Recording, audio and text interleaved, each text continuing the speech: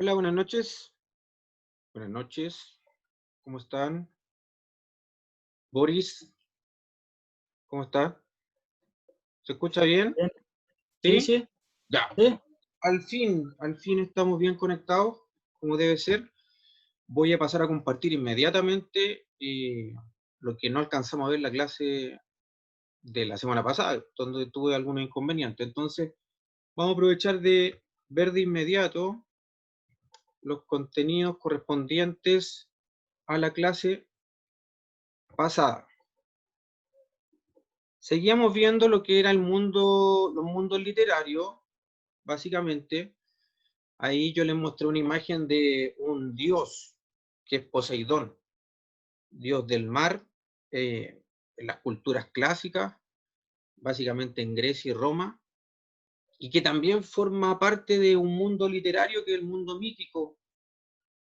Este ser, ya así como Zeus, Afrodita y todo el panteón de dioses griegos. ¿Qué vimos la clase pasada? No el viernes pasado, sino que el antes pasado.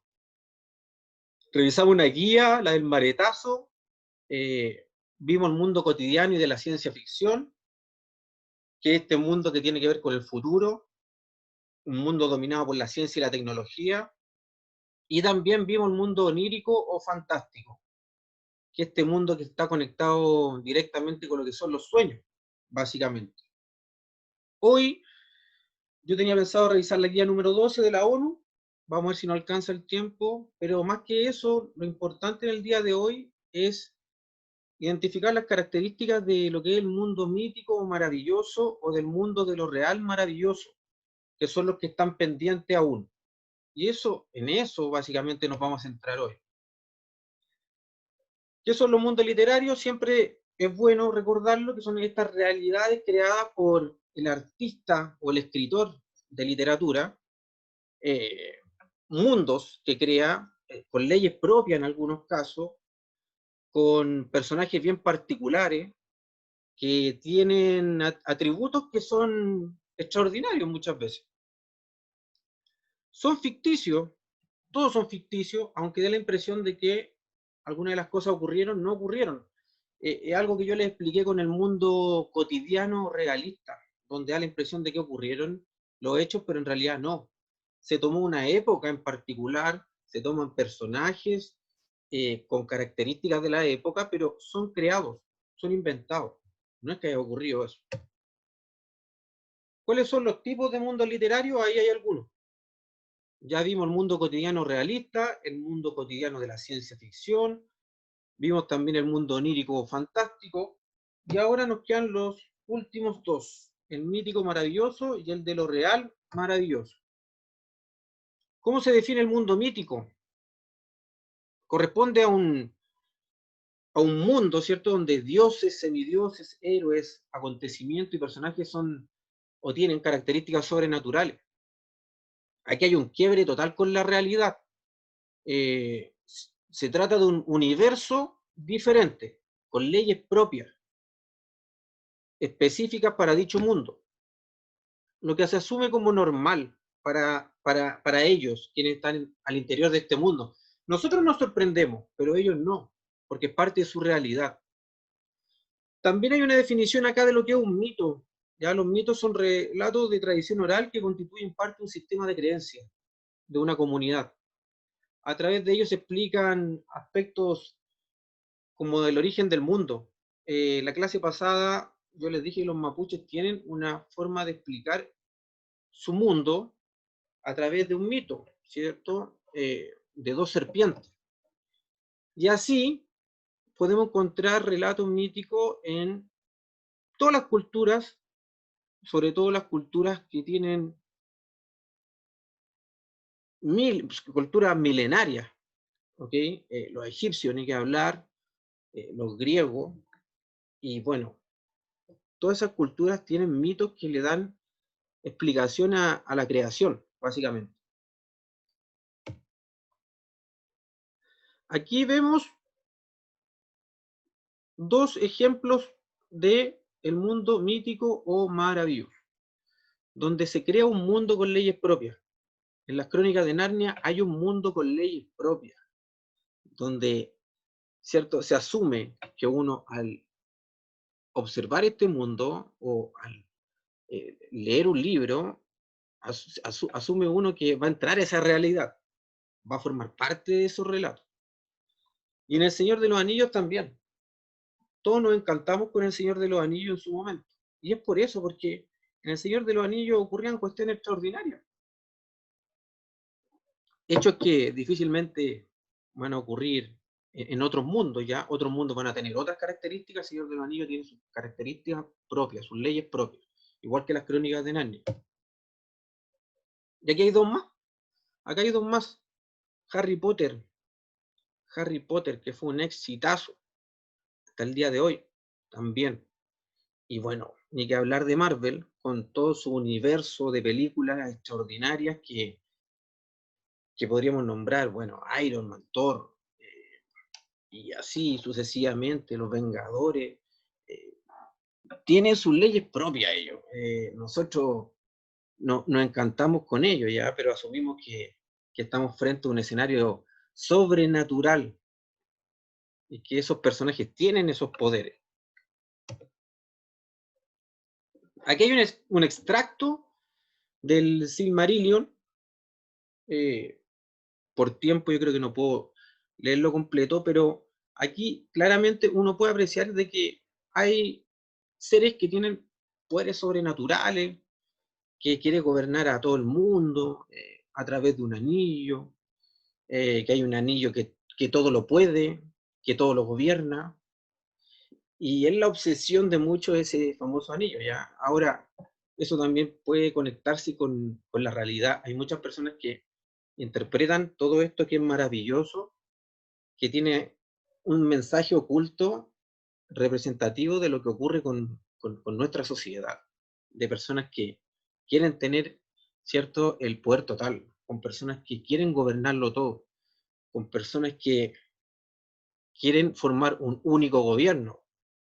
Eh, bueno, yo ya le he dicho que en la literatura podemos interpretar de todas formas lo que estamos leyendo. Entonces, claro, si uno quiere darle un análisis y conectarlo con la realidad, también lo puede hacer. ¿Qué mundo literario es? No hay duda, es maravilloso. ¿Qué elementos forman parte de este mundo anteriormente dicho? Personajes con poderes sobrenaturales. Hay elfos, hay un anillo que todo lo gobierna, hay una montaña de fuego en la tierra de la sombra, dice ahí. Todo ello es parte de un mundo maravilloso, y no hay duda de eso. Y pasamos al último mundo, el último mundo, que es el mundo de lo real, maravilloso. ¿Cuál es la diferencia con el anterior? La diferencia con el anterior, básicamente, es que acá,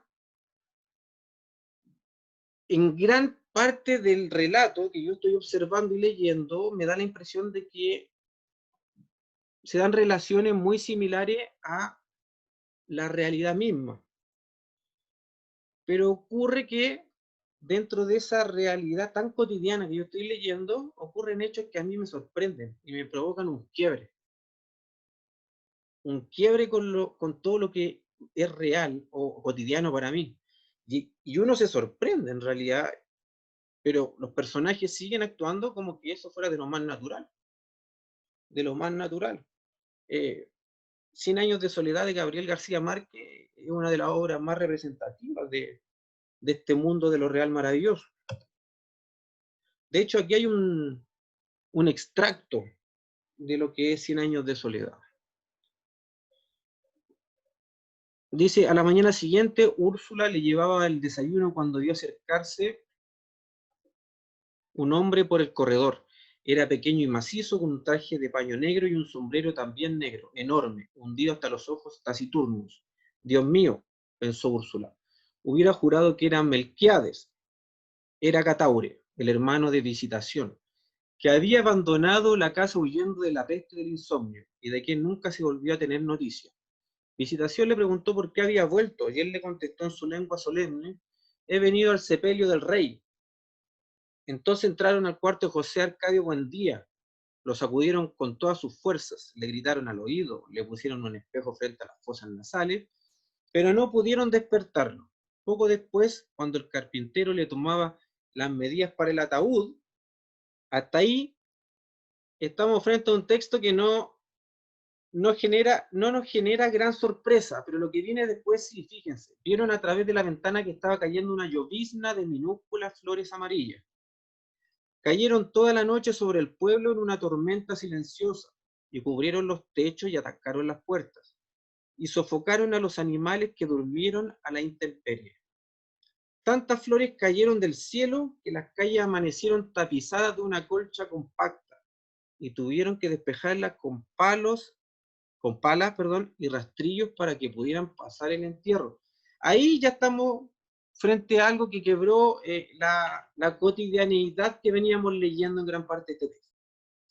O sea, comenzaron a llover flores amarillas, a tal nivel que en realidad bloqueaban los pasos en los caminos, atacaron las puertas. Sí, pues, profe, antes de eso parecía como algo real, pues. Exacto, a eso voy, a eso voy. Antes de eso, perfectamente era algo cotidiano lo que estaba narrándose anteriormente, pero de ahí en adelante ya estamos frente a algo que es maravilloso, mágico. Por eso que el nombre, mundo de lo real, maravilloso, o realismo mágico también le llaman. Realismo mágico se le llamaba aquí en Latinoamérica, y el máximo exponente de este realismo mágico fue sin duda Gabriel García Márquez. Vamos a ver. Ahí están, dos clásicos. Yo creo que más de alguno ha escuchado hablar. 100 años de soledad, que era un fragmento lo anterior que habíamos leído de él, de ese texto, de Gabriel García Márquez. Y Como agua para chocolate, de Laura Esquivel. También un clásico del De ese mundo. de ¿Mm? Como hago para chocolate también hay una película, se hizo. Exacto, también. Como ocurre con muchos textos de la literatura que son exitosos, se llevan después a lo que es el cine. Aquí hay otro fragmento, pero este es de Como agua para chocolate, para que se den cuenta de cuándo comienza a darse el quiebre entre lo cotidiano y lo maravilloso. Aquí dice, dicen que Tita era tan sensible que desde que estaba en el vientre de mi bisabuela, lloraba y lloraba cuando esta picaba cebolla. Ahí estamos frente a algo extraordinario ya. Su llanto era tan fuerte que Nacha, la cocinera de la casa, era medio sorda, la escuchaba sin esforzarse. Un día los sollozos fueron tan fuertes que provocaron que el parto se adelantara. Y sin que mi bisabuela pudiera decir ni pío, Tita arribó a este mundo prematuramente sobre la mesa de la cocina entre los olores de una sopa de fideos, los de tomillo, los de laurel, el cilantro, la leche hervida, el de los ajos y por supuesto el de la cebolla. Como se imaginarán, la consabida nalgada no fue necesaria, pues Tita nació llorando de antemano, tal vez porque a ella sabía que su oráculo determinaba que en esta vida le estaba negado el matrimonio. Contaba Nacha que Tita fue empujada literalmente a este mundo por un torrente impresionante de lágrimas que se desbordaron sobre la mesa y el piso de la cocina. En la tarde, ya cuando el susto había pasado y el agua, gracias al efecto de los rayos del sol, se había evaporado, Nacha barrió el residuo de las lágrimas que habían quedado sobre la loseta roja que cubría el piso. Con esta sal rellenó un costal de 5 kilos que utilizaron para cocinar bastante tiempo. ¿Se dan cuenta, no? Lloró tanto que con sus lágrimas, después cuando se secaron, lograron llenar un costal de 5 kilos. Aquí hay aspectos que dan cuenta de que estamos frente a un realismo, a un mundo extraordinario, pero que se conjuga con nuestra cotidianeidad. Entre medio de lo que parece real, aparecen estas cosas que marcan un quiebre. Y Como agua para chocolate es un ejemplazo de esto, en realidad. Un ejemplazo.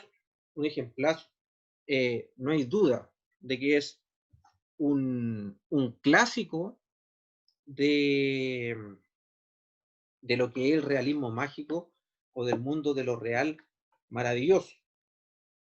Básicamente, lo que yo quería hoy era que viéramos esos dos mundos, porque con esos dos mundos ya tenemos visto todo lo que son los mundos literarios.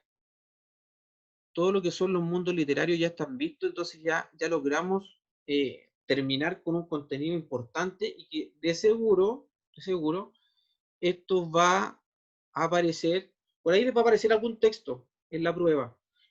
Por ejemplo, hace un tiempo atrás apareció un texto donde se hablaba de los dioses griegos y de los poderes que tenía de los poderes que tenían los más importantes estos dioses griegos. Entonces, ahí claramente estamos frente a un mundo mítico maravilloso, no había duda. Y es probable que les pidan reconocerlo. Ahora ya los vimos todos, vimos el cotidiano, vimos el de la ciencia ficción, vimos el onírico de los sueños, el mítico maravilloso y el de lo real maravilloso. No hay que confundirlo ya. Es de lo real maravilloso. Hay uno mítico o maravilloso y uno que es de lo real maravilloso. La diferencia, ya se las dije, entre estos dos últimos es que en uno todo es sobrenatural, todo es extraordinario, todo es fuera de lo común. Ahí estamos nosotros ingresando a un mundo desconocido y donde nos tenemos que dejar llevar por lo que ocurre y respetarlo tal cual es. Y todo el tiempo vamos a estar sorprendiéndonos. En cambio, en el último nos vamos a sorprender en algunos pasajes. Se nos va a quebrar la realidad. Como en el anterior, donde había llorado tanto que lograron llenar un portal. Ahí va a decir, ¿cómo? ¿Cómo logró eso? Bueno, en ese mundo ocurre eso. O que empiecen a llover flores minúsculas, también, a tal nivel de que impida el paso, ¿cierto?, por algunas calles y genere estragos. Algo totalmente que quiebra con la realidad que estamos leyendo hasta el momento. Hasta ese momento no había nada fuera de lo común, pero bueno, desde ahí en adelante se quebró totalmente. 5 mundos vistos con sus características principales. ¿Qué vamos a hacer la próxima semana? Vamos a hacer algo práctico. Vamos a empezar a hacer actividades aquí en Zoom. Yo les voy a poner un texto. Van a tener que reconocerme a qué mundo pertenece ese texto. ¿Ya? Si pertenece a un mundo mítico, maravilloso, si pertenece a un mundo de lo real, maravilloso, y vamos a ir, ¿cierto? Dándole. Ahora, ya que nos queda un poquito de tiempo, voy a pasar a compartir esta guía. Parece que nos alcanza nos va a alcanzar el tiempo para ver. ¿Qué saben de la ONU? ¿Qué sabe Boris, por ejemplo, o Carolina de la ONU? De antemano, sin leer eso. Más que nada es la sigla nomás, la Organización de las Naciones Unidas, pero es como lo que ven con asuntos de los países. Ya. ¿Tiene alguna idea de cuándo fue creada esta organización y a raíz de qué? No, yo no, profe. ¿No? Yo Ya. tampoco. Ya.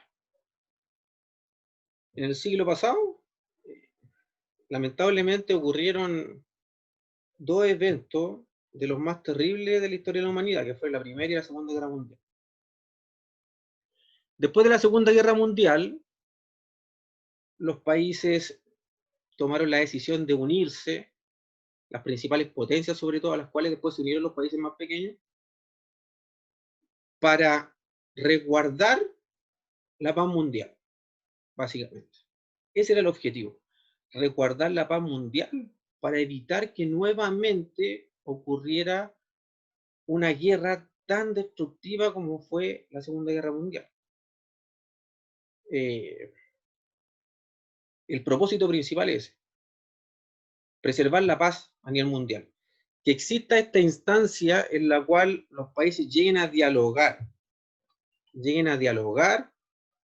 y se resuelvan los conflictos a través de la vía diplomática o política, pero no armada. Ese es el objetivo principal. Anteriormente a la ONU había otra organización que se llama la Sociedad de las Naciones, pero que no dio mayores resultados. después de la Segunda Guerra Mundial, del Holocausto, de las atrocidades cometidas por los nazis, se crea la Organización Mundial de las Naciones Unidas, la famosa ONU, el 10 de diciembre de 1948. Y fue en el 1945 que se crea, pero en el 48 también ocurre algo muy espectacular, porque por primera vez a nivel mundial los países dicen, para que no ocurran más atrocidades contra los seres humanos, vamos a crear la Declaración Universal de los Derechos Humanos. También, a raíz de la creación de la ONU, surge esta idea. Por eso que es tan importante. Hasta el día de hoy, es la organización más importante a nivel global, la política, y que se esfuerza por mantener o preservar la paz. A ver.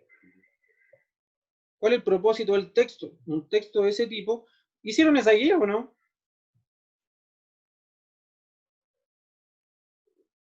¿No la hicieron? ¿Hicieron esa guía? ¿No? No. Ya. Entonces, la próxima clase necesito que esta guía la desarrollen para que la revisemos. En la guía número 12 y tiene 8 preguntas. ¿Ok? 8 preguntas. Son de desarrollo, pero son breves, son acotadas, no es necesario que se explayen mucho. Y es un tema que tienen que saber sí o sí, no por una cuestión de lenguaje nada más, sino que de cultura general, y porque en la prueba de historia, el próximo año, o puede que le pregunten algo sobre la ONU, porque es una organización súper importante a nivel mundial, entonces, de alguna forma igual les van a preguntar. Entonces, la próxima clase vamos a revisar, sí o sí, esa guía, la guía número 12. Ahora, nos queda ahí el mensaje de despedida. Cada libro, cada tomo que ves, tiene alma. El alma de quien lo escribió y el alma de quienes lo leyeron y vivieron y soñaron con él. Es verdad, es una realidad. Cada libro tiene alma, un alma de quien lo escribió. Algo quiso decirnos quien lo escribió, algo nos quiso transmitir desde su más profundo ser. Entonces, vamos a quedar en ello. Próxima clase, guía número 12, y vamos a hacer actividades, vamos a hacer algo más práctico. Vamos a hacer actividades en lo que es esta clase online, porque ya necesitamos empezar a ejercitar en vista de que ya queda poco para la examinación. ¿Ok? ¿Ok? Ok, profe. Ya. Nos queda un mes para las pruebas. Por eso yo ya he visto lo principal, pero ahora nos queda solamente practicar. Así que les deseo una muy linda semana. Cuídense mucho. Igual, profe. Y bueno, lean lo que puedan.